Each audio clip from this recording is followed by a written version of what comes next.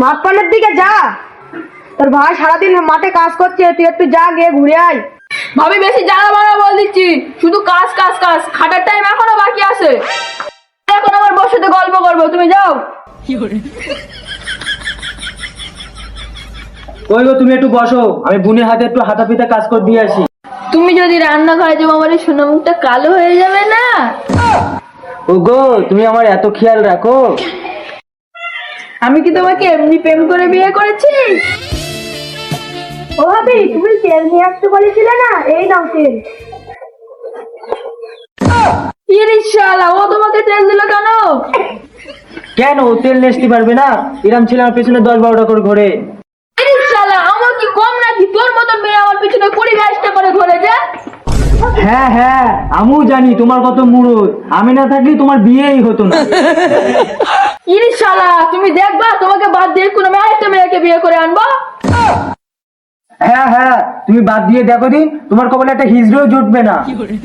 ইরে শালা, তুই দেখবি তালি, তুই দেখবি তালি, 1 তালাক 2 তালাক 3 তালাক। এই আইনুর, তুই মেয়েটাকে বিনা অন্যায় তালাক দিলি কেন? তালাক দিল কনে? আমরা তো আর কি মারছি? হ্যাঁ হ্যাঁ, আমরা ইয়ার্কি মারছি। কি তালাক কি ছেলে খেলা নাকি? তোদের দুজনকে এক জায়গায় রাখা যাবে না। এটাকে বল, মেয়েটাকে বাপের বাড়ি দিয়ে আগে যা। মোড়ল সাহেব, আপনি আর কি বলছেন? আমি তোমার বউকে ইয়ার্কি মারতে মারতে বললুম। ইয়ার কি মানে? এটা কোনো তালাক কোনো ছেলে খেলা নাকি? এটাকে বল, তুই দাঁড়িয়ে কি করছিস? এই মেয়েটাকে বাপের বাড়ি দিয়ে আয়। মোড়ল সাহেব, নিয়ে যাচ্ছি। মোড়ল সাহেব, নিয়ে যান না। মোড়ল সাহেব, আমার বউকে নিয়ে যান না, আমার বউকে অনেক ভালোবাসি, আমার বউকে ছাড়া আমি এক মুহূর্ত থাকতে পারবো না। মোড়ল সাহেব, আমাকে নিয়ে যাও না, আমি আমার স্বামীকে অনেক ভালোবাসি।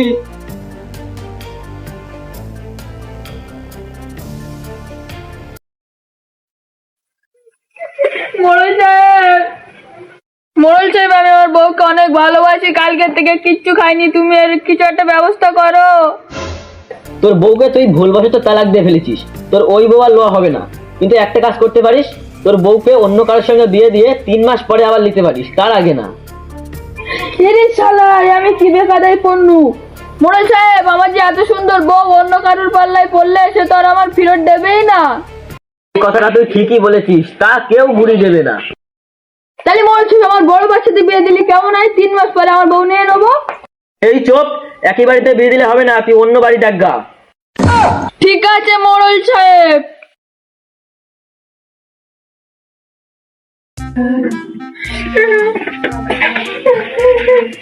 বোন বোন, আমাকে একটা উপকার করে দিতে পারবে? কেন, তোর আবার কি হলো? তুই তো সবই জানিস, আমার বোর কি হলো। তুই 3 মাসের জন্য বিয়ে কর না। তুই কি বলছিস? একটা মেয়ে হয়ে কোনোদিন একটা মেয়ের সাথে বিয়ে করা যায়? এই রিসারা, তোর কি আমি মেয়ে থাকতে দেবো নাকি? তোর সাজিয়ে পুরো ছেলে বানিয়ে দেবো। বোন, তুই যেরকম করবে আমার একটু উপকার কর না। ঠিক আছে লে, তোকে আর টেনশন করতে হবে না, আমি ছেলের সাথে রাজি আছি, তুই বিয়ের ব্যবস্থা কর। ঠিক আছে বোন। চাঁদপুর নিবাসী রোহানের ছেলের সাথে ইমরানের মেয়ের বিয়ে, আর 1001 টাকা দেন মোহরের সাথে। আপনি কি কবুল বাপ? হ্যাঁ, আমি কবুল। আচ্ছা বাপ। এই, এটা তো মেয়ে ছেলের গলা। হ্যাঁ, আমি তো তাই শুনলাম, না তো চেক করে দেখি। এটা তো সত্যি সত্যি মেয়ে ছেলে। এটা তো মহাপাপ, মেয়ে মানুষের সাথে বিয়ে হয় না। এই আইনুর, এসব কি হচ্ছে? মোড়ল সাহেব, আপনি ভুল বুঝছেন, এছাড়া আমার কোনো উপায় ছিল না। মোড়ল সাহেব, মোড়ল সাহেব, আপনি বিশ্বাস করেন, আমি অনেক ছেলেকেই বলেছিলাম কিন্তু কেউ রাজি হয়নি। লাস্ট পর্যন্ত আমার এই ডিসিশনে নিতে হলো। মোড়ল সাহেব, কিচ্ছু মনে করবেন না।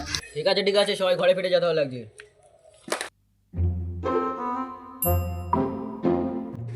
আইনুর, শুনে যা, শোন। হ্যাঁ মোড়ল সাহেব, যাচ্ছি। তোকে আমি একটা ভালো বুদ্ধি দিচ্ছি। ওই পাড়ার যে আলী আহমেদ, ও প্রায় শেষ বয়সে মরার মুখে। তুই পারলে তোর বউয়ের সঙ্গে ওর বিয়ে দে, কয়দিন পর ও মরে যাবে, তোর বউকে আবার ফিরে পাবি।